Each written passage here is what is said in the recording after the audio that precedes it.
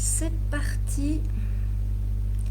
Alors nous voilà en direct, le temps que tout se mette en place.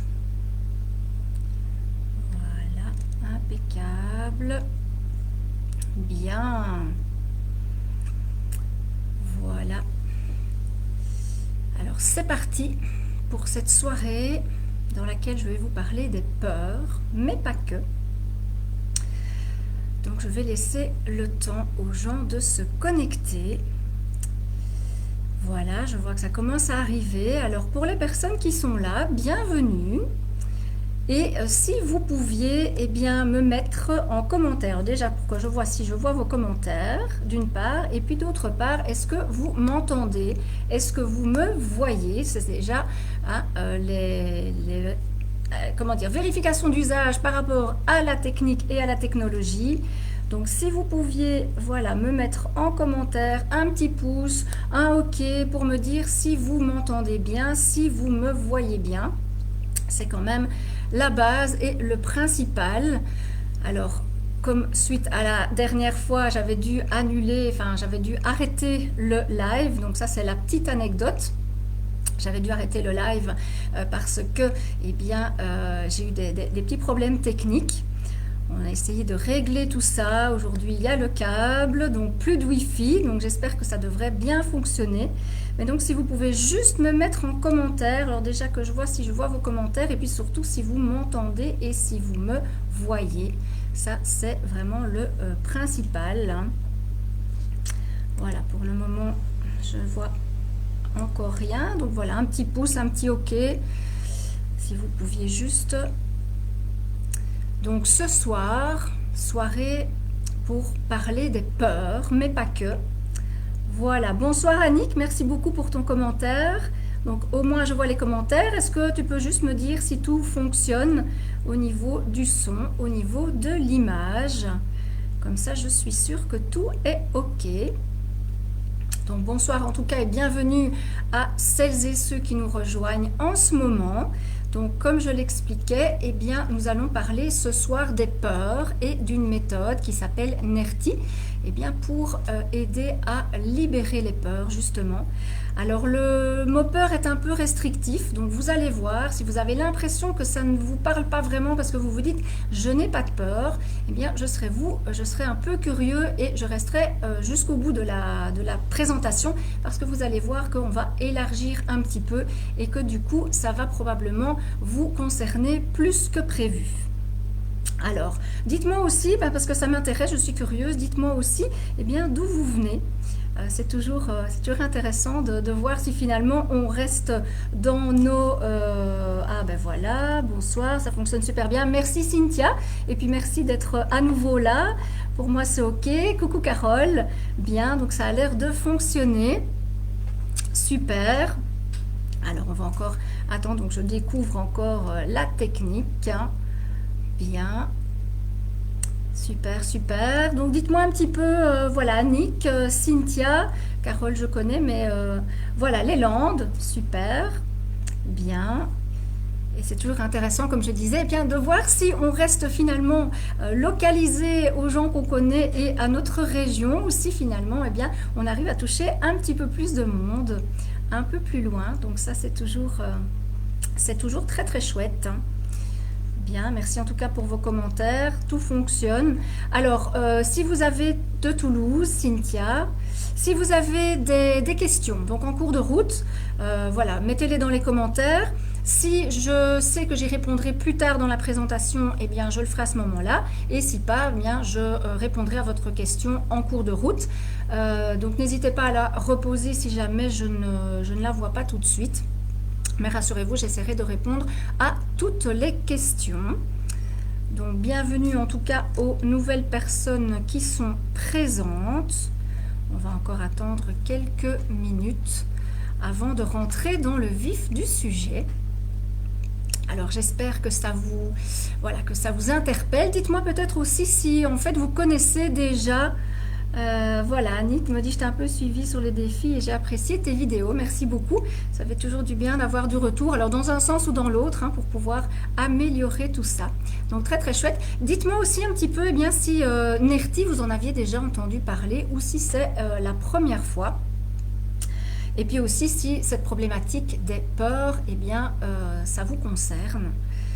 Parce que c'est quand même pour ça qu'on est là ce soir. Voilà. Bien. Voilà, voilà, dites-moi un petit peu. NERTI, vous connaissiez pas, vous avez entendu parler, juste peut-être par mes vidéos ou simplement sur des recherches sur Internet. Pas vraiment, donc là ça va être la découverte, Annick. Je vais donner tous les détails, je vais expliquer comment ça fonctionne, à qui elle s'adresse, qu'est-ce que ça peut traiter de manière générale. Bien, alors s'il y a de nouvelles personnes, bienvenue. N'hésitez pas aussi éventuellement à partager, hein, parce que ça peut peut-être intéresser d'autres personnes, aider d'autres personnes en tout cas. Alors voilà, avant d'aller plus loin dans le vif du sujet, hein, donc de parler de cette thématique des peurs, et comme je vous disais, un peu plus large que les peurs, eh bien je vais me présenter pour les gens qui ne me connaissent pas. Donc je suis Carole et je suis accompagnatrice de transformation et d'épanouissement. Alors, j'étais une personne excessivement timide, avec toutes les conséquences que ça pouvait avoir sur ma vie. Et voilà, jusqu'au jour où je me suis dit que ça pouvait plus durer. Donc j'ai commencé un chemin, enfin je suis rentrée sur le chemin du développement personnel. J'ai mis pas mal de choses en place pour pouvoir justement me libérer de ces blocages, de ces peurs, de cette timidité qui avait évidemment des conséquences dans de nombreux domaines. Voilà, les choses se sont mises en place et c'est finalement tout naturellement que de mon parcours, eh bien, je suis arrivée à être accompagnatrice et que je fais maintenant ce qui me tient à cœur, ce qui me fait vraiment vibrer. Et donc j'accompagne les gens en fait à oser leur changement parce que oui, c'est possible, même quand on croit que la cause est tout à fait désespérée, mais donc c'est tout à fait possible. Et donc oser leur changement pour retrouver leur authenticité, pour devenir qui ils sont. Et surtout pour vivre une vie plus sereinement, une vie plus légère, en accord surtout avec ses besoins et ses valeurs. Donc voilà, c'est vraiment ce que je fais maintenant et tout ça basé évidemment sur mon parcours. Donc comme ça, vous en savez un petit peu plus sur moi. Donc je pense qu'on va commencer à rentrer bien maintenant dans le vif du sujet. Donc comme je vous l'ai dit, aujourd'hui le sujet principal, ce sont les peurs, mais pas uniquement les peurs. On va prendre au sens plus large du terme et on va parler aussi d'hyper-réactivité. Alors, je ne parle pas d'hyperactivité, mais bien d'hyper-réactivité. Alors, dites-moi un petit peu en commentaire si le terme hyper-réactivité, ça vous parle en fait. Parce que quand on parle de peur, voilà, on voit tout de suite ce qu'on veut dire, mais hyper-réactivité, eh bien en général, on ne voit pas trop et on a l'impression que ça ne nous concerne pas. Donc n'hésitez pas à me mettre en commentaire si le terme hyper-réactivité, ça vous parle. Je vais évidemment vous aider à comprendre ce que c'est dans quelques instants. Alors voilà, dites-moi, hyper-réactivité, ça vous parle pas? Bien, en commentaire. Donc dites-moi si ça va toujours. Alors, si ça ne vous parle pas, je ne vois pas de réaction, donc je vais vous aider. Et dites-moi si cette petite phrase que je vais vous donner là maintenant, si elle vous parle. Alors Annick me dit, je pense que oui, donc voilà, je vais donner une phrase Annick et là tu verras si ça te parle un peu plus. Donc, quand on dit, je sais que c'est bête de réagir comme ça, mais c'est plus fort que moi, je ne sais pas faire autrement. Alors, est-ce que vous avez déjà dit cette phrase? Est-ce que vous l'avez déjà dit souvent? Est-ce que vous l'avez déjà entendu dans votre entourage? Voilà, Cynthia qui me dit oui, oui. Alors ça, c'est la petite phrase magique qui parle souvent à tout le monde. Donc, je sais que c'est bête de réagir comme ça, mais c'est plus fort que moi, je ne sais pas faire autrement. Eh bien, en fait, vous avez l'image et l'explication de ce qu'est une hyper-réactivité. Donc, l'hyper-réactivité, finalement, qu'est-ce que c'est? C'est une réaction qui est exagérée, qui est excessive, inadaptée dans une situation et que vous ne savez surtout pas ni raisonner ni contrôler. Alors le problème aussi, et c'est aussi un indice, c'est que souvent une hyperréactivité, c'est une réaction qu'on est le seul à avoir dans cette situation-là. Donc dans un groupe, il y aura une seule personne qui aura la réaction, en tout cas à partir du moment où on est dans l'hyperréactivité. Alors dites-moi un petit peu si comme ça vous parle. Voilà, je suis souvent comme ça. Ok, donc là je suppose que ça entraîne pas mal d'émotions et d'émotions assez difficiles à vivre de ce fait-là. Et vous allez voir, je vais aussi vous expliquer pourquoi on a ce genre de réaction et d'où elles viennent. C'est assez intéressant. Moi, ça m'a beaucoup aidé dans mon parcours. Alors, maintenant que je vous ai parlé des hyperréactivités, j'aimerais vous poser une ou deux questions. Combien parmi vous ont déjà rêvé de pouvoir être à l'aise en toutes circonstances? Donc, c'est-à-dire de vous retrouver sans avoir toutes ces sensations bizarres et particulières de bouche sèche, de mains moites, de transpiration excessive, de cœur qui bat vite. Déjà même parfois rien qu'à penser à quelque chose qu'on va faire ou quelque chose qu'on aimerait dire à quelqu'un. Donc combien de fois vous avez déjà rêvé finalement d'être à l'aise en toutes circonstances? Combien parmi vous se sont déjà dit qu'ils aimeraient bien se libérer de leur timidité, de pouvoir parler en public sans risquer de rougir dès qu'on fait une remarque ou un compliment? Combien parmi vous aimeraient ne plus ressentir ce sentiment de rejet, d'abandon, ne plus être en difficulté quand on se sent jugé? Voilà, est-ce que ça vous parle tout ça? Toutes ces envies par rapport finalement à des difficultés que vous rencontrez. Le fait également de ne pas toujours être sur le qui-vive parce que vous risquez de rencontrer un animal, un chien par exemple, parce que vous êtes phobique des chiens. Ou encore être bloqué dans votre vie tout simplement parce que vous ne savez pas prendre la voiture ou vous ne savez pas prendre l'avion. Alors tout ça, ce sont des rêves, des volontés. Ce qui se passe, c'est que souvent, ça c'est le rêve. Et dans la réalité, c'est tout autrement. Il y a un vide, il y a un trou et même, parfois c'est un gouffre, carrément. Alors dites-moi aussi si ça a l'air de... Voilà, oui, beaucoup. Le problème est que justement dans la réalité on espère qu'à un certain moment le fait d'essayer de répéter, de se remettre en situation, on espère que ça va aller mieux, on espère qu'on va s'habituer, on espère que les sensations vont s'estomper et puis malheureusement c'est pas vraiment le cas, c'est plutôt souvent le contraire, on est de plus en plus mal. Alors voilà, Nick qui me dit pour moi c'est la prise de parole. Donc voilà, alors là je vais un petit peu vous expliquer plus en détail sur moi et sur mon parcours, mais je peux vous dire que là faire un live comme ça avant pour moi c'était impossible et même impensable. Donc la prise de parole ça fonctionne très bien. Donc comme je vous disais, entre le rêve et la réalité, il y a un gouffre. Et ce qui se passe dans la réalité, c'est que non seulement ça ne passe pas comme ça, avec toute la meilleure volonté du monde, hein, vous avez beau le vouloir, vous avez beau vraiment être de bonne volonté, ça ne fonctionne pas, ça ne passe pas. Et ce qui se passe même souvent, et dites-moi si vous avez remarqué, c'est qu'au contraire, votre problème a l'air même de s'accentuer. Et qu'au fur et à mesure, ça devient de plus en plus fort. Et que parfois même, ça s'étend carrément à d'autres problématiques. Donc ça fait un peu boule de neige comme ça, vous partez d'un seul problème et puis vous vous rendez compte que finalement, vos peurs et vos angoisses, elles touchent aussi d'autres domaines qui avant ne vous concernaient pas et dans lesquels tout allait bien. Donc dites-moi un petit peu si ça a l'air de vous parler. Alors, par rapport à ça, vous avez peut-être déjà essayé plein de choses, hein. Vous avez peut-être essayé des techniques calmantes, vous avez peut-être essayé d'autres techniques qui ont donné des résultats ou qui n'ont pas donné de résultats, ou des résultats mais qui ne sont pas restés.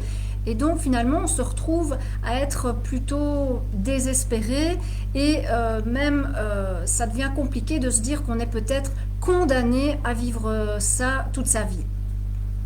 Alors ce qui est compliqué aussi, c'est que tous ces états émotionnels peuvent parfois se reporter sur l'état physique également, hein, puisque l'émotionnel et le physique sont liés. Moi, c'était tout à fait mon cas parce que j'ai eu des problèmes de peau pendant une grosse partie de ma vie, et c'était évidemment lié, comme on dit, au stress, mais au-delà du stress, il y a tout le reste, évidemment. Un petit problème, on devient un gros, et on peut avoir le cas, par exemple, de gens, on entend ça assez souvent, d'une petite angoisse par exemple au boulot, finissent par commencer à avoir des crises d'angoisse au magasin quand il y a du monde, puis au magasin quand il n'y a personne, et puis ont des crises d'angoisse en prenant la voiture et finissent par ne plus sortir de chez eux. Le concepteur de la méthode, Luc Gégère, lui a eu le cas d'une dame qui n'était plus sortie de chez elle depuis 4 ans, tellement ça avait pris de l'ampleur. Ça fait un peu comme une toile d'araignée finalement. Alors, trouver des solutions n'est pas toujours évident, hein. Résultat peu probant, pas de résultat du tout, on a l'impression qu'on ne va pas avancer. Et donc, moi je vous comprends, parce que comme je vous ai dit, voilà, en étant une ancienne timide, avec les conséquences que ça avait sur ma vie, peur de dire non, peur de prendre ma place, rougir quand on me disait quelque chose, même si c'était un compliment, qu'est-ce qu'il y avait comme autre peur, enfin voilà, vous pouvez imaginer, peur de m'assumer, peur de donner mon opinion. Et donc c'était vraiment très compliqué. Donc je vous comprends. Et du coup, probablement, comme vous l'avez déjà fait, j'ai cherché, j'ai décidé qu'il était temps que ça cesse parce que c'était vraiment handicapant. Et donc j'ai cherché. Alors je me suis dirigée vers différentes méthodes, hein, qui ont donné des résultats pour certaines, d'autres qui n'ont rien donné comme résultat. Et puis un jour, je suis tombée littéralement sur la méthode NERTI. Alors, je vous rassure, je ne me suis pas fait mal, au contraire, ça a plutôt été vraiment une libération. Et donc voilà, je suis arrivée à rencontrer donc NERTI à un moment de ma vie. Voilà, c'était le bon moment. Donc comme on dit, il n'y a pas de hasard, il n'y a que des rendez-vous. Et donc, NERTI est vraiment venu me libérer. Pour moi, c'était un moment où une personne faisait en fait revenir une peur énorme en moi. Et donc voilà, ça a été vraiment l'occasion de tester cette technique. Donc je suis maintenant maître praticienne NERTI depuis pratiquement 4 ans. Donc c'est une technique avec laquelle je travaille beaucoup. Je pense que je ne l'ai pas dit en début, donc NERTI veut dire nettoyage émotionnel rapide des traumatismes inconscients. Donc vous l'aurez compris, on parle de traumatisme et on parle d'état émotionnel. Donc c'est vraiment là-dessus que l'on va travailler. Alors cette méthode a de nombreux avantages que je vais vous faire découvrir, mais un petit peu plus loin dans la présentation. Alors, donc, dites-moi si vous suivez, si c'est toujours OK, si tout est clair. Donc, n'hésitez pas s'il y a des questions. Alors, je vais vraiment arriver à la méthode. Des questions par rapport au fait de savoir si justement ce que vous avez comme peur, ce que vous avez comme blocage, si ça peut rentrer dans le cadre de NERTI. Alors, avant de vous expliquer exactement comment fonctionne la méthode et à qui elle s'adresse, je dois d'abord vous faire un petit cours de science sur le cerveau. Alors, je ne vais pas prendre longtemps, rassurez-vous, mais c'est important pour faire le lien parce que justement, la méthode NERTI, elle travaille directement sur le cerveau et donc, j'ai 2-3 petits points à vous réexpliquer. Alors, le cerveau qui va nous intéresser, et moi j'aime bien le traditionnel, donc là je suis en live, Facebook, j'ai pas de partage d'écran, donc je vous montre. Donc le cerveau en fait qui va nous intéresser avec NERTI, c'est celui-ci, c'est le cerveau reptilien. Et vous avez également votre cortex. Alors, j'ai pas donné l'image tout à l'heure, mais elle me vient maintenant. Vous savez, la problématique qu'on a, c'est souvent un petit peu comme quand on voit dans les films ou les dessins animés, on a un petit diable sur une épaule et le petit ange sur l'autre épaule. Et donc on se retrouve avec l'un qui veut aller dans une direction et l'autre qui veut aller dans l'autre direction. Donc on a des projets, on est motivé, on voudrait y aller, et en fait il y a quelque chose qui nous freine et qui nous bloque. Eh bien c'est exactement ce qui se passe entre vos deux cerveaux. Donc votre cerveau reptilien ici qui va nous intéresser pour Nerti et votre cortex. Donc votre cortex c'est votre cerveau logique. Vous vous souvenez de la petite phrase « Je sais que c'est bête de réagir comme ça ». Donc ça, c'est votre cortex qui dit ça. Le problème, c'est que celui-ci, eh bien, il vous amène à la deuxième partie de la phrase « Mais je ne sais pas faire autrement, c'est plus fort que moi ». Alors tout simplement parce que dans les cas des peurs et des hyperréactivités, eh bien, c'est votre cerveau reptilien qui reprend les commandes. Lui, il est en charge non pas de la raison, mais il est en charge de la survie. Alors ça veut dire que du coup, il est simplement binaire. Donc pour lui, c'est oui ou non, c'est blanc ou noir, c'est je suis en sécurité ou je suis en danger de mort.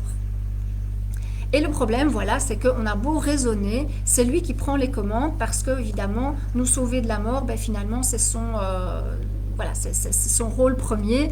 Et puis, ça nous sert quand même, heureusement, hein, si vous êtes en train de traverser une route et puis qu'il y a un gros camion qui arrive sans freiner, heureusement que votre cerveau reptilien, il ne vous fait pas réfléchir, il vous fait aller en avant ou en arrière pour vous sauver la vie, donc heureusement. Mais par moment, eh bien, malheureusement, il nous dessert. Alors, comment il fonctionne ce cerveau ? C'est là que ça devient intéressant. Je vais vous donner une image. Imaginez en fait qu'il fonctionne comme une armoire à tiroir. Alors je ne donnerai pas de nom d'armoire à tiroir, je n'ai pas d'action, mais imaginez voilà que votre cerveau c'est une armoire avec plein de petits tiroirs. Ce qui se passe, c'est que quand vous vivez des événements, alors il faut bien avoir en tête qu'évidemment il y a toute une partie inconsciente. Donc quand vous vivez des événements, il est possible que parfois votre cerveau analyse un événement comme un danger de mort. Mais donc on est bien au niveau inconscient parce qu'au niveau conscient, probablement que vous ne vous en rendez même pas compte. Alors dans cette partie-ci, vraiment posez-moi les questions si jamais je vais trop vite. Si ce n'est pas clair, posez-moi les questions parce que c'est important de pouvoir faire le lien pour la suite. Alors, donc quand vous êtes dans une situation que votre cerveau analyse comme un danger de mort, eh bien, il faut savoir que votre cerveau va analyser tout ce qui se passe autour de vous avec ce qu'on appelle le VACOG, donc le visuel, l'auditif, le kinesthésique, l'olfactif et le gustatif. Et il va commencer en fait à remplir ces tiroirs avec les informations. Donc imaginez que vous vivez un événement, que votre cerveau, lui, analyse comme un danger de mort et que dans votre entourage, en tout cas autour de vous, se trouve un homme à lunettes avec une barbe et un pull jaune. Alors, s'il y a des hommes qui m'écoutent, comme on dit, hein, toute ressemblance est tout à fait fortuite. Mais donc, votre cerveau commence à mettre ces informations-là dans les petites cases. Et puis, ce qui se passe, c'est que, eh bien, il continue à accumuler, il met des cases, enfin, il a des cases différentes avec des informations différentes. Et puis, vous pouvez, donc, ça reste là, bien au chaud. Et puis, vous pouvez vivre des événements pendant un certain temps, voire pendant même parfois quelques années, sans que rien ne se passe. Et puis, un jour, vous allez à une fête où il y a un rassemblement, où il y a plusieurs personnes, voire même par vidéo. Et vous sentez qu'il y a quelque chose qui ne se passe pas bien. Voilà, de nouveau, votre corps réagit, il y a ces sensations bizarres de stress, les mains moites, le cœur qui bat, le ventre serré. Et vous vous dites, tiens, donc de manière consciente et raisonnée, je ne sais pas ce qui se passe. Mais votre cerveau, il a repéré que dans les alentours, il y a un homme à lunettes, avec une barbe et un pull jaune. Et lui, qu'est-ce qui se passe? Eh bien, simplement, il va rechercher les informations. Et il fait la connexion, il fait le lien. Et il se dit, ben moi, ces informations-là, pour moi, c'est un danger de mort. Et donc, rappelez-vous, à ce moment-là, donc c'est notre cerveau ici, reptilien, oups, voilà, qui vient, parce que pour lui, il a besoin d'assurer notre survie, et donc il tire la sonnette d'alarme, il vous dit, il y a un problème. Alors, Ce qui est embêtant, c'est qu'une fois que c'est déclenché, eh bien, ça va se redéclencher à chaque fois pour les mêmes circonstances. Ça, c'est quand même le point qui est plus négatif. Et c'est ce qui explique, comme je vous ai dit et que Cynthia m'a mis, d'un petit problème, ça en devient un gros.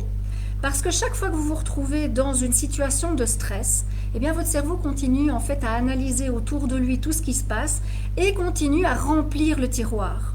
Donc ça veut dire qu'au départ, il y avait peut-être 4 éléments qui sont sujets à développer le stress et l'angoisse dans votre tiroir. Et puis à un certain moment, eh bien, il y en aura 4, il y en aura 10, il y en aura 20, il y en aura 25. Et il y aura de plus en plus d'éléments qui sont sujets à déclencher le stress. Alors dites-moi si jusque-là ça va. Si tout est clair, n'hésitez pas à poser des questions. Si c'est pas clair, voilà, mettez-moi un petit pouce, mettez-moi un OK. En tout cas en commentaire parce que les pouces, etc., je dois remonter. Et donc c'est plus compliqué de voir. Donc voilà, mettez-moi simplement OK, vous suivez, tout est clair. Ça c'est vraiment important. OK, merci Annick, c'est clair. Donc gardez en tout cas bien à l'esprit que votre cerveau, eh bien, c'est cette armoire à tiroir et qu'il y a plein de choses dans vos tiroirs. Alors, justement, c'est pour ça que il y a parfois des gens, ok, merci de la confirmation Assunta, ce sont des schémas répétitifs, Eulalie. Alors oui, effectivement, parce qu'à partir du moment où ça s'est ouvert, je veux dire que le bouton on a été enclenché, eh bien, à part aller travailler justement sur le cerveau reptilien, on ne s'est pas bloqué en fait. Et donc, effectivement, ça devient répétitif et on va se retrouver toujours dans les mêmes situations avec les mêmes problématiques et les mêmes angoisses. Même si, de nouveau, au niveau raison, eh bien, il n'y a pas de raison de se sentir mal. Alors, c'est ce qui explique aussi, et là peut-être que ça vous parlera dans des personnes qui sont autour de vous ou même pour vous-même, c'est ce qui explique que, eh bien, parfois on peut faire des choses pendant des années sans aucun problème et tout à coup, du jour au lendemain, on ne s'explique pas, on ne sait plus. Donc il y a des gens qui parfois montent sur des échelles pendant des années et puis qui du jour au lendemain se retrouvent à avoir le vertige. La même chose pour les ascenseurs, la même chose pour par exemple conduire en voiture. Alors il est évident que parfois il y a effectivement un problème, un trauma, un accident dont on est conscient. Mais la majorité des cas, eh bien, on est inconscient. Je veux dire, pour quelqu'un qui est timide, c'est un des cas parce que c'est moins concret. Quelqu'un qui est timide, bien souvent, ça remonte à la petite enfance. On n'arrive pas à s'expliquer pourquoi finalement on n'ose pas parler en public, pourquoi on est si mal quand on doit le faire, ou bien si on le fait, ben, c'est vraiment la catastrophe, on n'arrive pas à le dire. Maintenant, si on a eu un accident de voiture par exemple, eh bien là on sait plus facilement expliquer qu'après on ait du mal à reprendre la voiture ou en tout cas à passer à tel endroit. Voilà, mais tout est ok. Donc comme je vous disais, bon, ben, la mauvaise nouvelle c'est qu'une fois que ça s'est enclenché, ça continue à se déclencher à chaque fois. Heureusement, il y a des solutions. Par contre, une bonne nouvelle, quand vous comprenez le fonctionnement du cerveau, et c'est aussi pour ça que je voulais expliquer, et j'ai bientôt fini cette partie-là, donc je ne vais pas m'éterniser là-dessus, mais ça veut dire qu'en fait, on n'est pas responsable de ces réactions-là. Alors là aussi, vous allez me dire si ça vous parle, parce que souvent, quand on souffre d'hyperréactivité, de peur ou de phobie, on a en plus la culpabilité. Alors pourquoi? La culpabilité de se dire, déjà j'ai ça, et souvent je suis la seule personne de mon entourage à l'avoir. Et donc là on se dit, bon, je ne suis pas normale. Moi j'avais aussi le cas du sang et des prises de sang, donc voilà. Donc il y a déjà le fait qu'on ne se sent pas normal, il y a le fait qu'on ait quelque chose de pas très agréable à vivre, le fait aussi finalement qu'on n'arrive pas à passer au-dessus, parce qu'on fait les efforts, on essaye, etc., mais c'est compliqué ou ça ne fonctionne pas. Et puis pour rajouter une couche souvent à la culpabilité, même si ce n'est pas fait exprès, eh bien il y a l'entourage qui nous dit c'est pas la petite bête qui va manger la grosse, pourquoi tu réagis comme ça, oh mais allez franchement ça vaut pas la peine de te mettre dans des états pareils pour si peu.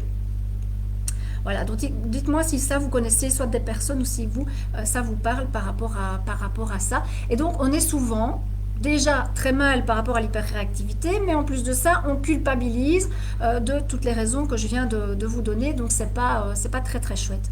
Donc si vous êtes dans le cas, eh bien déjà là, rassurez-vous, apaisez-vous, essayez de déculpabiliser parce que justement, eh bien le responsable, c'est votre cerveau reptilien, et même si vous faites tous les efforts du monde, eh bien c'est quand même lui qui reprend les commandes.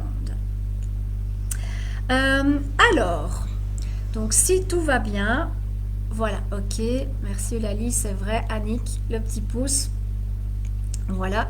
Maintenant, je vais entrer dans le vif du sujet. Donc, comme je vous disais, ce qui est malheureux, c'est quand c'est déclenché, là, c'est parti.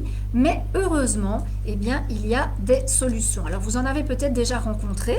Vous avez peut-être déjà eu certains résultats, des améliorations, ce qui est déjà très, très bien. Parce qu'à chaque fois qu'on fait quelque chose, eh bien, je pense que ça amène toujours un pas plus loin. Et maintenant que vous savez comment fonctionne votre cerveau, eh bien, je vais vous expliquer comment fonctionne NERTI. Alors, c'est finalement tout simple. Le but, c'est de mettre votre cerveau reptilien sur off. Donc, quand vous êtes en réaction, eh bien, il s'est enclenché, il a mis on. Et ici, on va simplement venir le basculer sur off. Et comment on va faire? Eh bien, on va vider les tiroirs.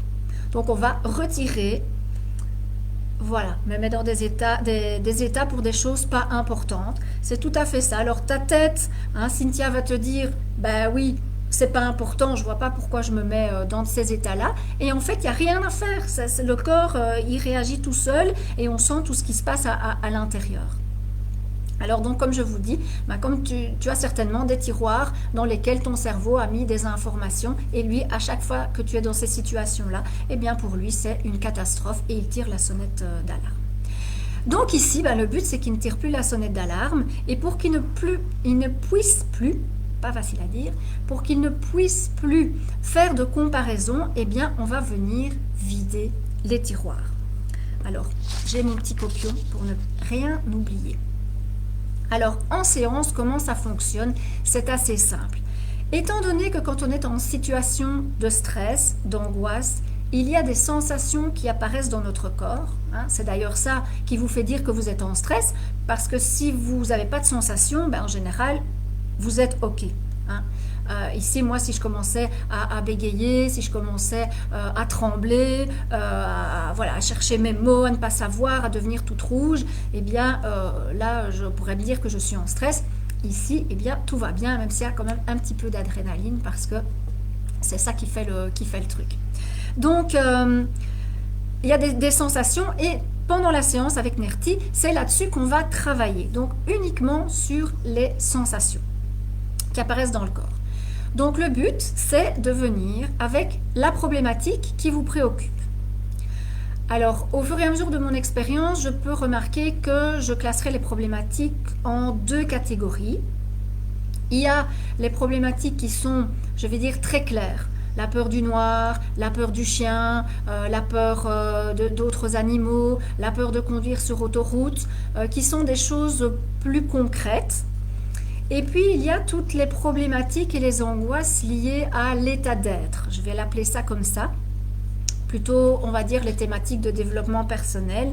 Donc, tout ce qui va tourner autour du manque de confiance, de peur de prendre sa place, de peur de dire non, de donner son avis, peur du manque de reconnaissance, etc. Là, souvent, il y a plusieurs choses qui sont liées et je dirais, la personne a plutôt tendance à amener plusieurs problématiques. Alors, ce n'est pas un souci, on dépose tout sur le tapis et puis on fait le tri en début de séance pour voir par quoi on veut commencer, en tout cas, quel domino on veut retirer pour commencer et puis on voit ce qui se met en place derrière. Une fois qu'on a déterminé quelle était la problématique, eh bien, je vais faire un lancement. Donc, je vais remettre la personne dans l'état de stress associé à sa problématique. Donc, évidemment, rassurez-vous, c'est dans la séance. Donc, on va gérer tout ça. Le but est évidemment de venir libérer et de venir vider les tiroirs. Donc, dites-moi si tout est toujours OK, si c'est clair, si ça se passe bien. Si vous avez des questions, que ce soit par rapport au fonctionnement du cerveau ou par rapport à la méthode, donc n'hésitez pas. Donc, quand on relance l'état de stress, eh bien, il va y avoir des sensations qui apparaissent dans votre corps. Et ce qui m'intéresse, eh bien, c'est simplement, merci Annick, super, c'est simplement le fait de me dire ce qu'il y a dans votre corps. Alors, ça peut être tout, ça peut être des sensations très fortes, ça peut être des sensations plutôt subtiles, des sensations un peu plus particulières, et ça va varier d'une personne à l'autre. Donc, la personne me signale, me dit voilà, il peut avoir des douleurs, il peut avoir des tensions, ça peut être la tête qui tourne, ça peut être les mêmes sensations que ce que vous sentez en situation, mais pas spécialement, ça peut être tout à fait différent. Alors, des pensées limitantes, Eulalie.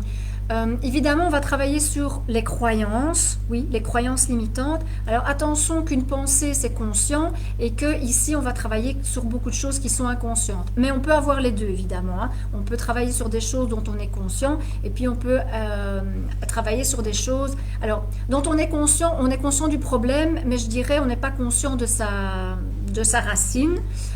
Mais on est bien sûr conscient du problème parce que sinon vous n'essayeriez pas de le régler évidemment.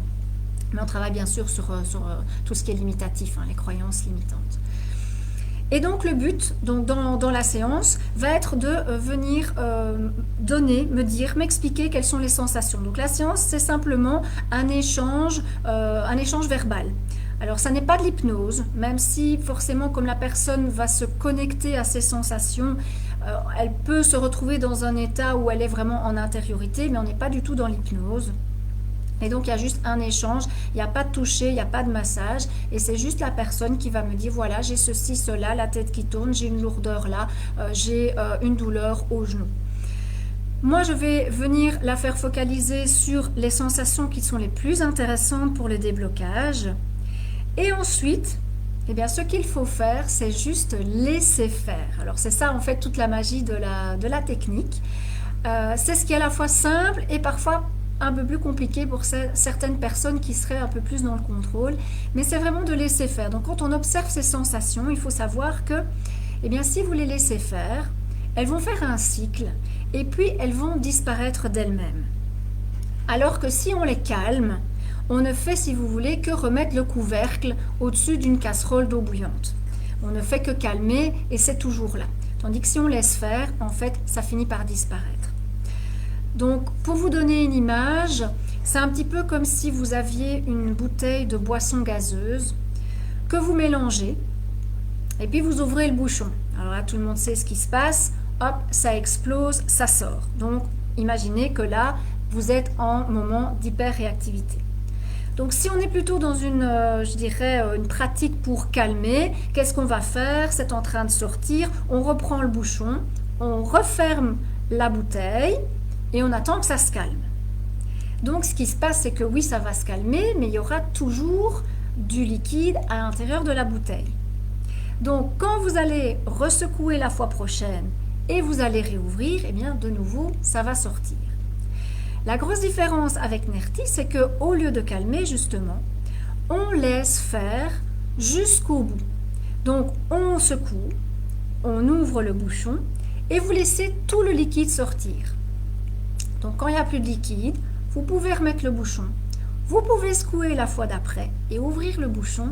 En fait, il n'y aura plus rien derrière.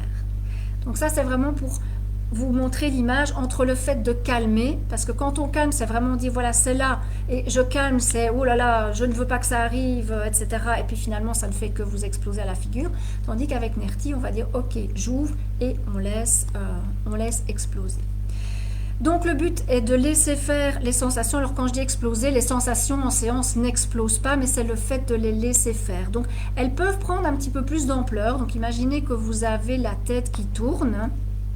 Eh bien, votre tête peut commencer à tourner un petit peu plus. Et puis à un certain moment, vous allez vous rendre compte que ça tourne moins, ça diminue et les sensations après reviennent à un état tout à fait normal.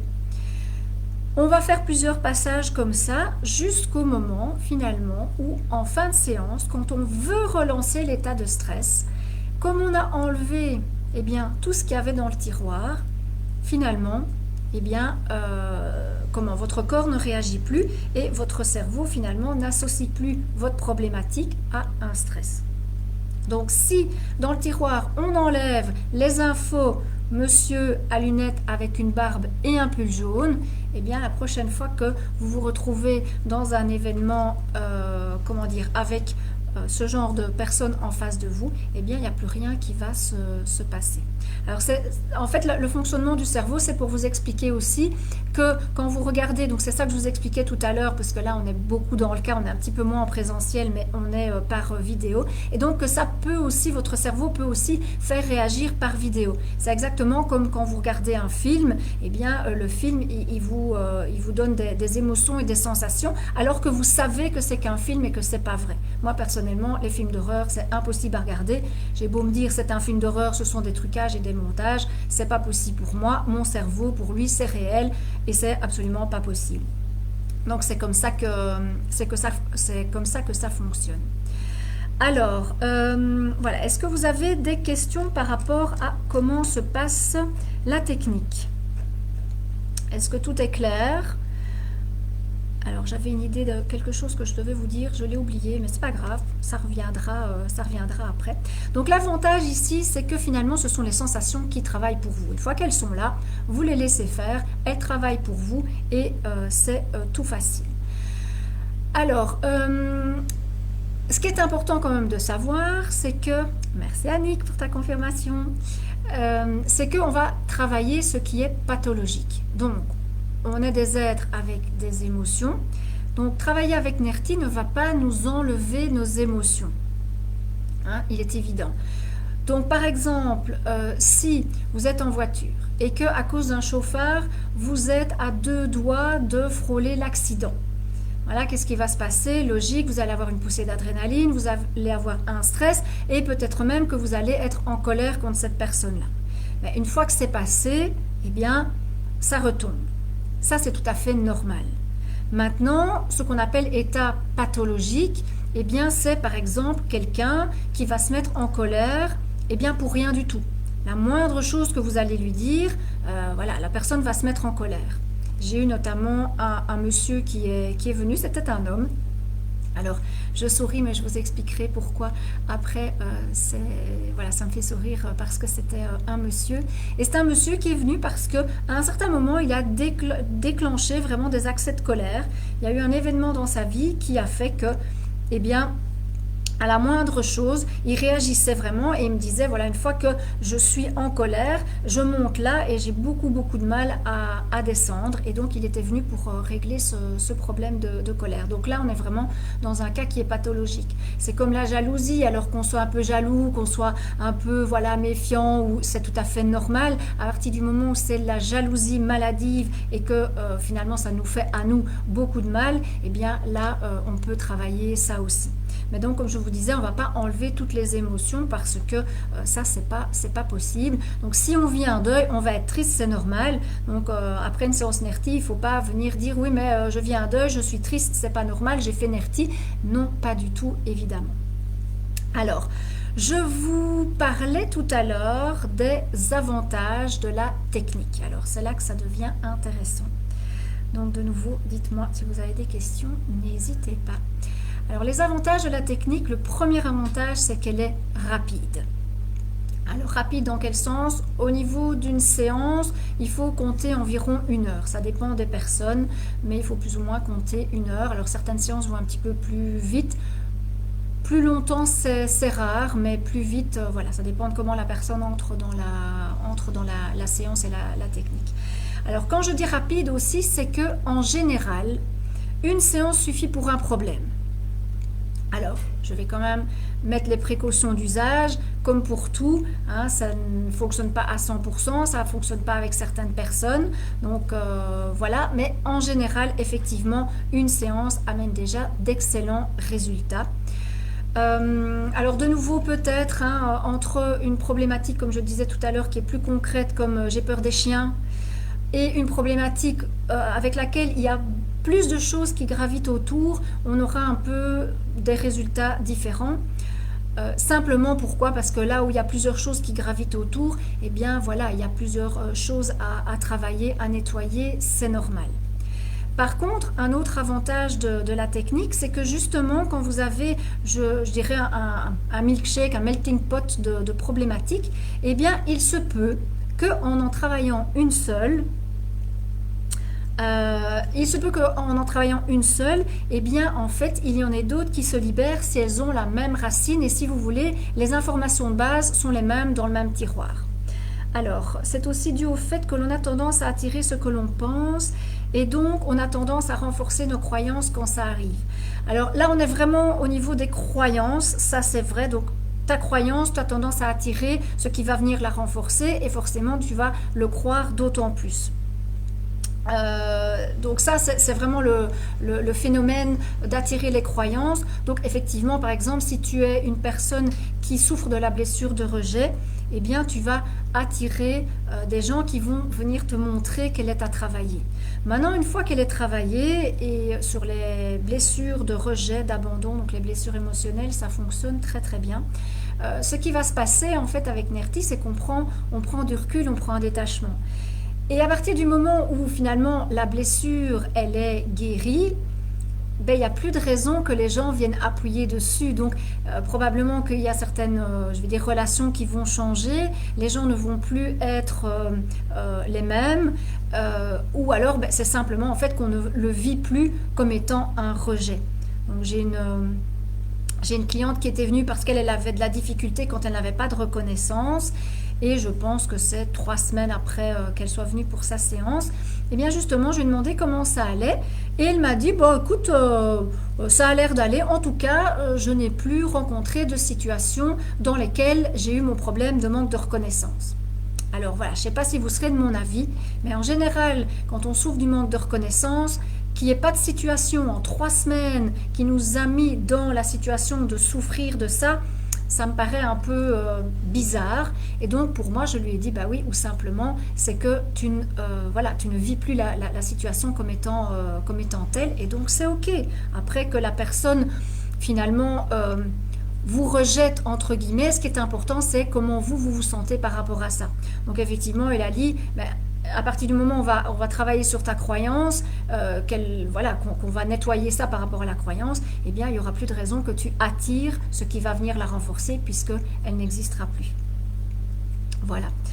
Alors, donc là, on en était à rapide.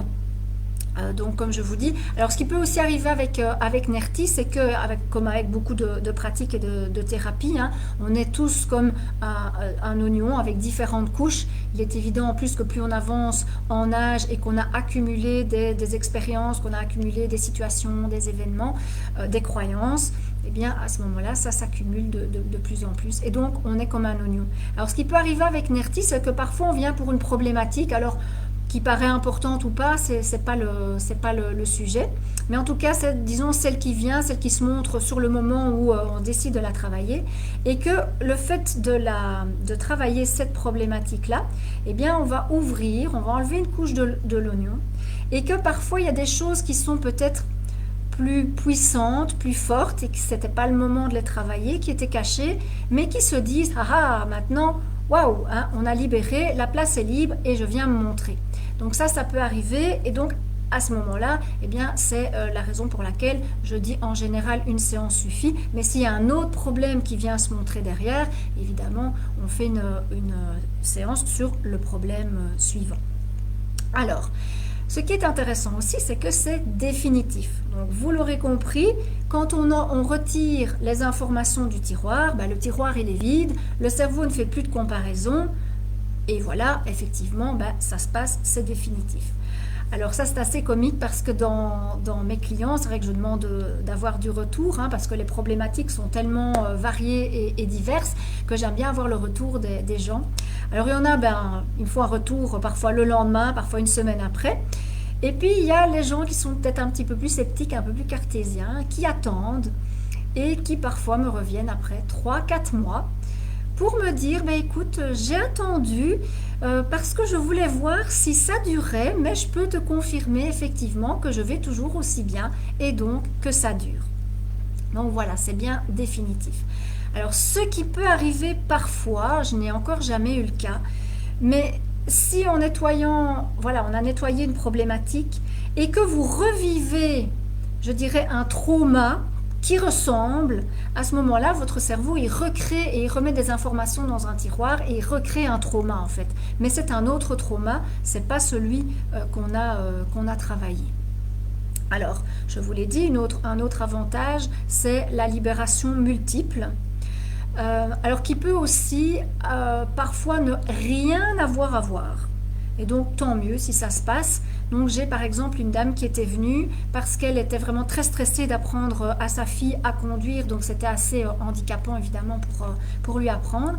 On a travaillé là-dessus et puis quelques temps après, eh bien, elle m'a recontactée et en discutant, elle m'a dit qu'elle s'était rendue compte qu'on avait aussi libéré son vertige. Alors que je ne savais pas qu'elle avait le vertige et que, on va dire de manière consciente de nouveau, quel est le rapport entre avoir peur d'apprendre à sa fille à conduire et le vertige. Mystère, comme on dit, ce sont les mystères du cerveau, les méandres du cerveau. Donc ça c'est aussi intéressant parce que c'est ce que je dis à chaque fois, c'est voilà, observez large et puis vous allez voir ce qui se passe derrière. Alors, hypervigilance, oui. Donc on est dans hyper, donc on est bien sûr dans une hyper réactivité. Le tout ce serait peut-être d'essayer de voir et de préciser hyper vigilance par rapport à quoi. Ça c'est assez intéressant, c'est plus je dirais précis et plus concret peut-être par exemple pour lancer une séance. Mais hyper vigilance ça veut dire que tu es toujours sur le qui-vive et donc c'est qu'il y a quelque chose derrière qui fait que tu n'es jamais complètement à l'aise. Et effectivement ton cerveau, lui, sait pourquoi. Toi, tu ne sais pas vraiment pourquoi, mais ce qui peut être intéressant, c'est de se dire, tiens, est-ce que c'est plus précisément dans tel contexte? Est-ce que c'est plus précisément avec telle personne? Est-ce que c'est plus précisément par rapport à telle situation? Ça, c'est intéressant d'essayer de creuser un peu pour que ça soit un tout petit peu plus précis et que ça soit plus défini, je dirais. Alors, une autre... donc, merci pour toutes vos questions parce que c'est ça aussi qui rend la séance interactive et donc c'est très très chouette. Alors un autre des avantages, c'est qu'on n'est pas dans la thérapie. Donc on n'a pas besoin de savoir d'où vient le problème et on ne va pas le chercher. Donc on ne va pas aller remuer le caca comme on dit. Et on n'a pas besoin de savoir d'où vient le problème parce qu'une grosse partie des problèmes finalement viennent de l'enfance. Ça peut même arriver de l'intra-utérin, ou en tout cas de la toute petite enfance où on ne s'en souvient pas. Alors à moins d'aller creuser avec certaines techniques. Et si on le fait, voilà, c'est très bien si on a besoin de le faire. Je suis passée par certaines techniques comme ça. Par lesquelles j'avais besoin de savoir d'où ça venait. Mais en tout cas, ici, sachez qu'on n'a pas besoin de le savoir et en tout cas, on n'y va pas. Donc, on n'est vraiment pas dans la thérapie. Et alors, par rapport à mon petit clin d'œil tout à l'heure aux hommes, je dirais clin d'œil aux adolescents et aux hommes, c'est qu'on n'a pas besoin de raconter sa vie. Donc voilà, c'est vrai que les adolescents et les hommes sont souvent un petit peu plus réfractaires à déposer et à exposer leur vie, à étaler leur vie. Et donc ici, c'est vraiment dire, voilà, je viens avec telle problématique et avec ça, j'ai assez. Alors j'aurais besoin à un certain moment juste mais d'une situation, d'un moment bien précis, mais j'ai pas besoin de détails et donc il faut pas l'étaler. Donc ça c'est l'avantage. Et c'est vrai que j'ai déjà quelques hommes qui sont venus et qui m'ont dit bah oui moi ça me convient bien parce que justement j'ai pas envie de raconter ma vie donc voilà. Alors autre chose aussi, c'est qu'on n'induit rien. On fait vraiment avec uniquement les sensations qui sont présentes dans le corps, qu'on laisse faire. Et donc moi je pars de ce que vous me dites. Et donc il n'y a pas d'image, il n'y a pas de visualisation, il n'y a pas remplacer quelque chose par autre chose. C'est simplement un nettoyage au départ des sensations. Voilà, alors est-ce que vous avez d'autres questions ?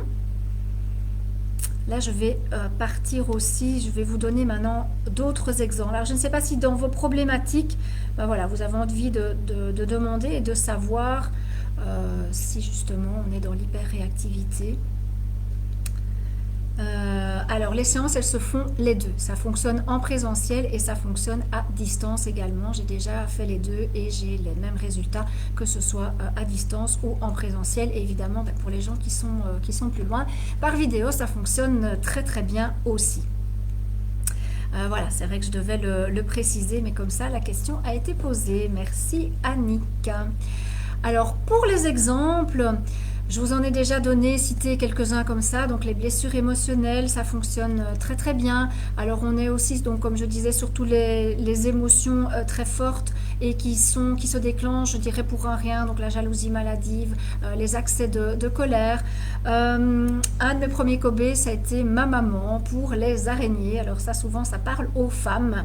Pour les araignées, donc ma maman était vraiment phobique, elle ne pouvait pas en voir une, même une toute petite, un faucheux, là vous voyez la toute petite, eh bien c'était pas possible. Alors elle était un peu sceptique, mais au fur et à mesure eh bien, de l'avancement, elle s'est rendue compte que les petites, ça commençait à aller, puis qu'elle en avait vu là, puis qu'elle en avait vu là, et jusqu'au jour où elle m'a envoyé un message pour me dire eh bien, qu'elle avait sorti une araignée avec un scotex et qu'elle l'avait mise dehors. Donc je peux vous dire que ça fonctionne pas mal. Alors, dans les exemples, oui, j'ai eu un monsieur aussi qui est venu parce qu'il ne savait pas prendre sa place en tant qu'adulte. Donc, il m'avait dit, dès que je suis chez mes parents, par exemple, eh bien, je réagis toujours comme un petit garçon. Et en plus, ce monsieur était marié. Et il m'a dit, bah, même dans mon couple, ça commence à poser des problèmes parce que je ne m'impose pas assez, je ne prends pas assez d'initiative. Et donc, ça, c'était assez compliqué.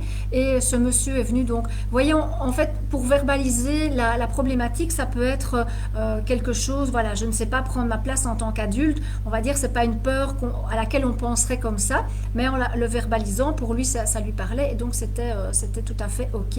Et là, c'est sa belle-mère qui m'a téléphoné après pour prendre un rendez-vous pour elle, et qui m'a dit, écoutez, le résultat est, elle n'avait pas d'autres mots, elle dit, j'ai pas d'autres mots positifs, mais en tout cas, c'est bien ça, et dans le sens positif, elle a dit, le résultat est effrayant, c'est plus le même homme, il a vraiment complètement changé. Alors, qu'est-ce que j'ai eu encore parce que parfois, voilà, tout ne parle pas. J'ai eu une personne qui est venue pour la peur de mettre la tête dans l'eau. Donc la douche, ça allait parce que c'était juste l'eau qui coulait sur ses oreilles. Mais par contre, mettre la tête dans l'eau, donc la piscine. Et puis, ben voilà, elle trouvait ça très dommage parce que quand elle allait en vacances, elle ne savait pas jouer avec sa petite fille, aller voir les poissons, le snorkeling. Elle était accrochée à son mari avec le masque vraiment juste au bord de l'eau. Donc c'était vraiment un calvaire pour elle. Voilà, donc des accès de colère quand on va abîmer ou toucher quelque chose qui appartient. Donc voilà, ça vient chercher vraiment quelque chose chez toi. Et donc par rapport à ça, eh bien, on peut travailler là-dessus pour dire ok, je lâche prise, ça arrive, voilà, on touche, ça m'appartient, d'accord, mais de pouvoir en tout cas gérer. Donc le but de Nerti, évidemment, n'est pas de changer les autres, mais c'est que vous puissiez vivre les situations avec beaucoup plus de détachement et de manière plus légère et plus sereine, évidemment. Hein. Donc on ne va pas changer les autres. J'ai déjà des gens qui venaient pour Nerti parce que quelqu'un d'autre déclenchait une réaction, mais après qui me disait oui, mais l'autre personne continue à faire ça. Ok, mais on ne va pas changer l'autre, on va bien sûr se changer soi. Alors cette personne-là avec l'eau, eh bien on a fait la séance et alors quelque chose de très très comique parce que ça c'est vraiment switché, hein, quand on est passé sur le bouton off. À la fin de la séance, cette dame m'a demandé même si elle pouvait aller tester dans sa baignoire, ce qu'elle a fait d'ailleurs. Et donc vous voyez, la façon de penser change, donc la façon d'agir, la façon de réagir et la façon de penser change. Et donc là déjà, rien que le fait qu'elle ait eu envie d'aller tester, eh bien, m'a fait dire que la séance était faite et était réussie. Donc ce qu'elle a fait, qu'elle m'a confirmé. Et puis quelques semaines après, elle est partie en vacances et là, elle m'a envoyé une vidéo où elle était dans l'eau avec son masque et puis elle a plongé la tête dans l'eau, les pieds en l'air. Et puis voilà, elle m'a dit que c'était merveilleux parce qu'elle profitait de super moments avec sa petite fille, donc ça c'était très très chouette. Alors je suis territoriale et je n'aime pas qu'on vienne empiéter sur mon territoire. As-tu déjà traité ce sujet? Alors comme ça, ça ne me dit rien, je ne pense pas qu'on l'ait traité en tant que tel, voilà, mais c'est effectivement quelque chose que l'on pourrait voilà, alors soit on part sur je suis territorial, toi ça te parle et c'est très bien, soit on va creuser un petit peu et en disant ben, je n'aime pas qu'on vienne empiéter sur mon territoire, la phrase est très bonne aussi, donc déjà rien qu'avec ça c'est parfait et on part de là. Et puis après, on voit ce qui se met en place. Comme phrase, tout à l'heure, j'ai une personne qui est venue pour... on partait au départ sur un manque d'estime. Et puis, elle a mentionné le fait, l'impression de se sentir bête tout le temps. Et puis la phrase qu'on a utilisée, laissez-moi la retrouver, c'était « J'ai l'impression que tout ce que je sais, tout le monde le sait ».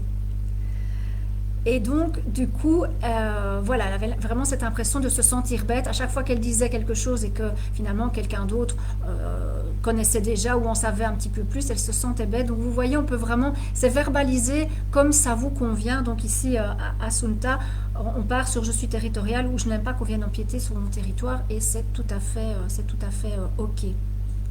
Alors peur des chats aussi, hein, voilà, parfois des peurs qui paraissent vraiment bêtes, mais comme on dit, hein, je sais que c'est bête, mais c'est plus fort que moi.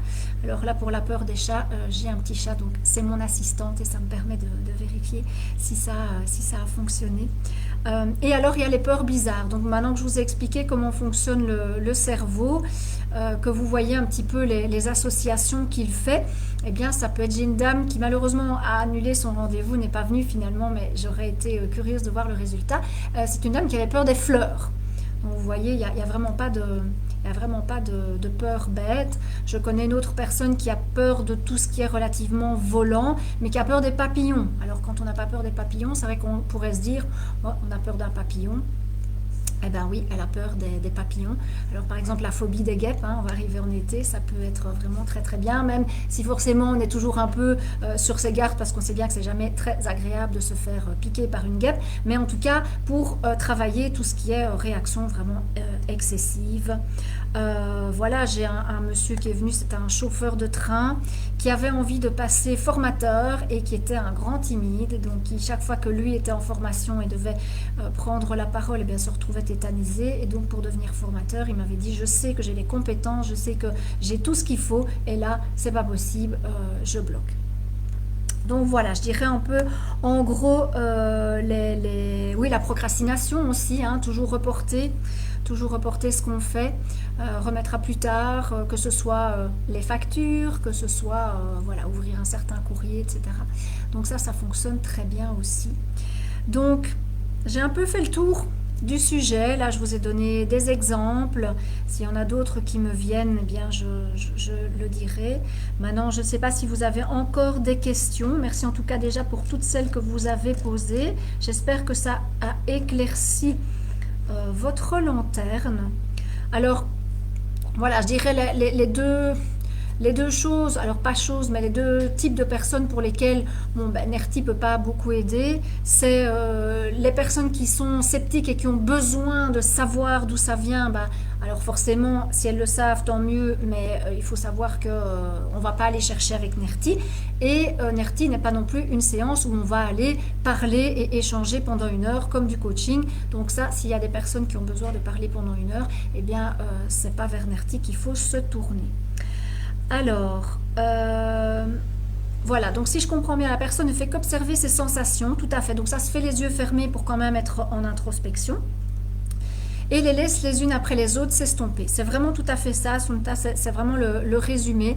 Donc c'est quelles sont les sensations, je laisse faire, j'écoute mon corps, ça augmente, ça diminue. Alors tout est possible. Donc une sensation, elle peut augmenter, elle peut se déplacer, elle peut changer de place. Donc imaginez que par exemple il y a la tête qui tourne, eh bien ça peut tourner plus vite, ça peut tourner plus fort, puis ça peut passer de la tête à avoir l'impression que le corps tourne aussi, et puis ça commence à s'estomper, ça diminue et ça part. Donc c'est vraiment ça.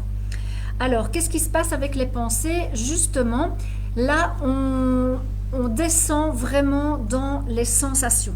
Donc c'est essayer de laisser les pensées, la visualisation, etc., de les laisser de côté. Alors il est possible qu'il y en ait qui viennent, mais étant donné que moi je suis derrière et que je guide tout au long de la séance, eh bien ça permet de ne pas être dans ces pensées. À partir du moment où vous êtes vraiment connecté à votre sensation, à vos sensations, et en tout cas à la sensation ou aux sensations sur lesquelles il faut focaliser, que vous êtes bien dedans, Les pensées, elles ne viennent plus. Mais donc, on ne travaille pas sur les pensées, on va vraiment travailler. Alors, on part des pensées, évidemment, pour déclencher.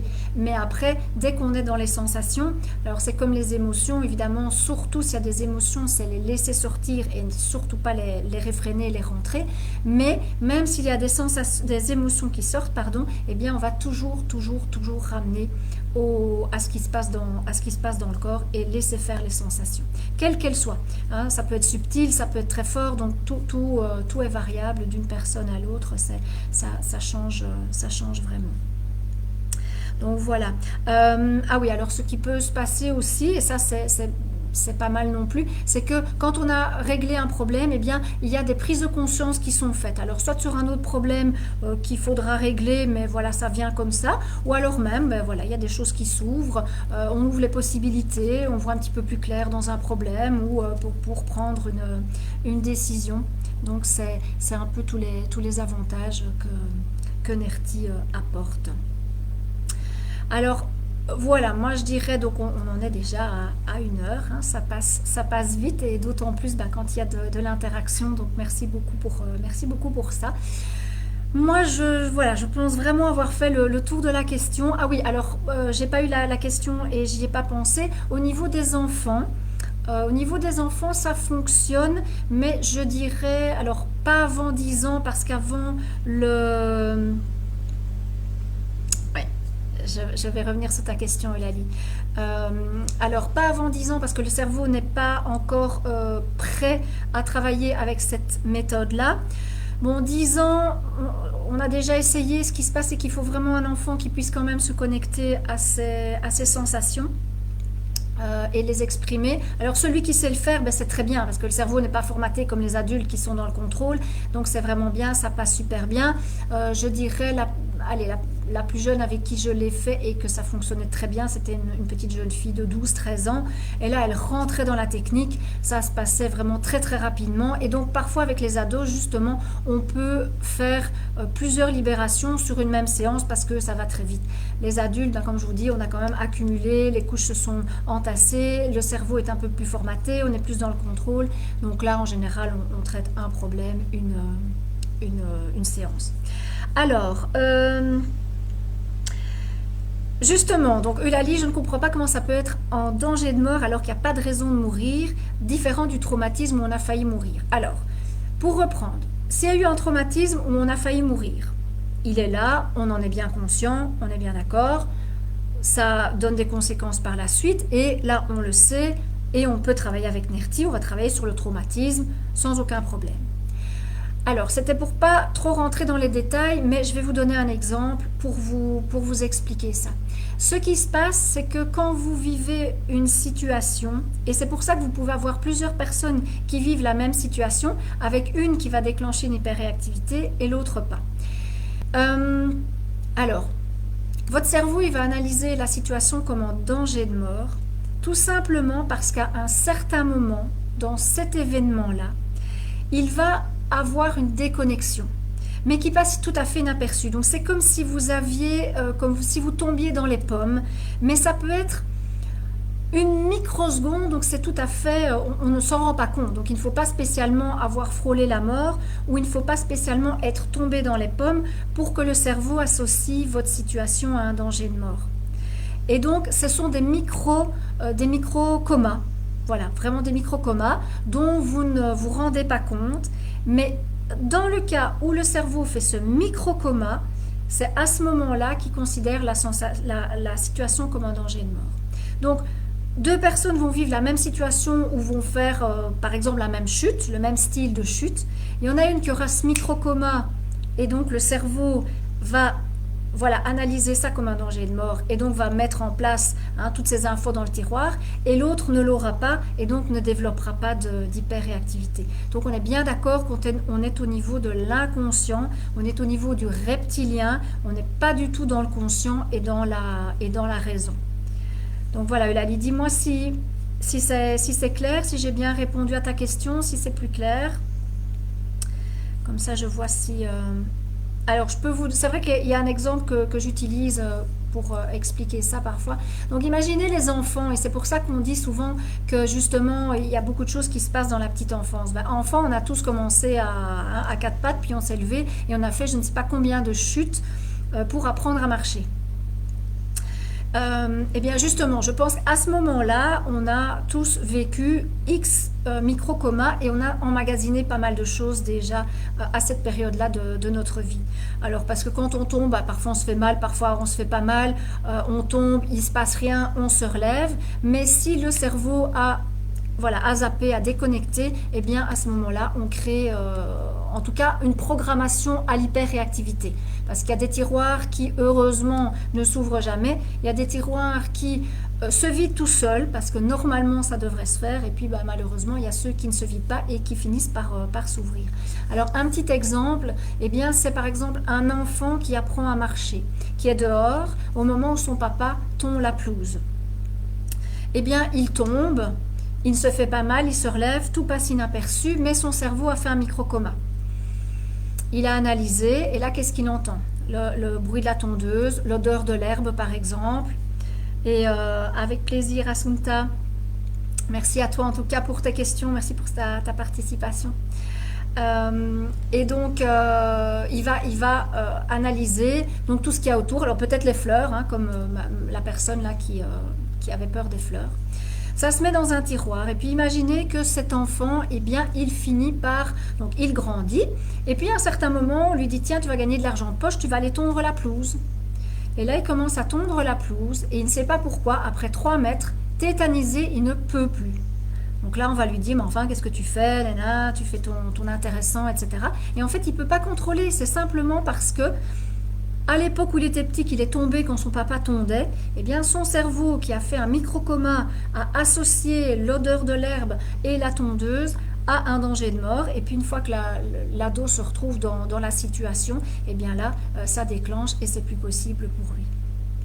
Voilà. Et puis après, comme on dit avec l'effet généralisateur, eh bien imaginez qu'il est en stress, que son papa continue à tondre la pelouse et que là sa maman vient lui servir un bon spaghetti bolo, eh bien il y a peut-être des risques que la prochaine fois le spaghetti bolo il passe plus du tout parce que justement le cerveau qui était déjà en stress a ajouté cette information là dans le tiroir.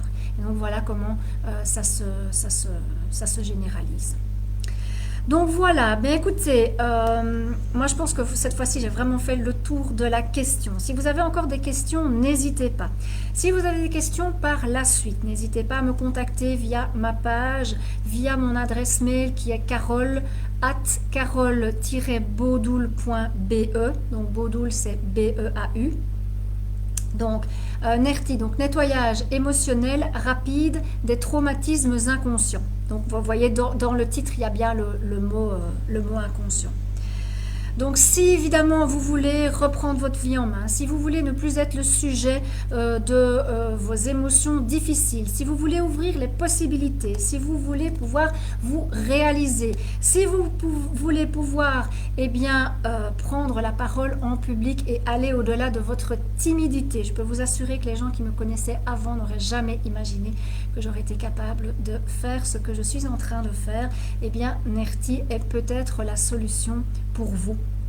Donc, moi, je vous remercie en tout cas pour être resté jusque-là, jusqu'au bout. Je vous remercie pour votre participation, pour vos questions. Donc, si vous en avez d'autres, alors vous pouvez toujours les poser en dessous de la vidéo qui apparaîtra sur ma page. Vous pouvez me contacter, comme je vous l'ai dit, via ma page, via Messenger, via mon adresse mail. Donc, je pense que, eh bien, il va être temps de nous quitter. Merci en tout cas à vous. Merci aux personnes qui étaient là la dernière fois, quand j'ai eu mon couac et que j'ai dû arrêter, notamment Assunta et Cynthia, et qui bien gentiment ont reparticipé aujourd'hui. Donc voilà, un tout grand merci, parce que c'est aussi grâce à vous que ce genre de choses peut se faire. Je vous retrouve de toute façon, je ne sais plus qui m'a dit qu'elle avait vu ma vidéo, je pense que c'est Annick. Je vous retrouve de toute façon dans d'autres vidéos pour vous donner des trucs et astuces pour pouvoir justement faire de votre vie quelque chose de plus léger, alors que ce soit sur ma page, sur ma chaîne YouTube. Et d'ici là, d'ici à ce qu'on se retrouve, en tout cas que je vous retrouve, eh bien, ayez de la gratitude pour qui vous êtes. Rappelez-vous que la clé est en vous et osez votre changement. Voilà, je vous dis à bientôt, une très belle soirée. Merci Annick. Comme je dis, bon, merci à votre participation. C'est aussi grâce à vous que ceci peut se faire et que les choses peuvent être intéressantes, parce que quand il y a de l'interactivité. Voilà, bonne soirée Cynthia. À bientôt. Belle soirée, belle fin de semaine à toutes. Profitez-en bien et puis prenez bien soin de vous. À tout bientôt en tout cas. Voilà, je vous embrasse. Bonne nuit.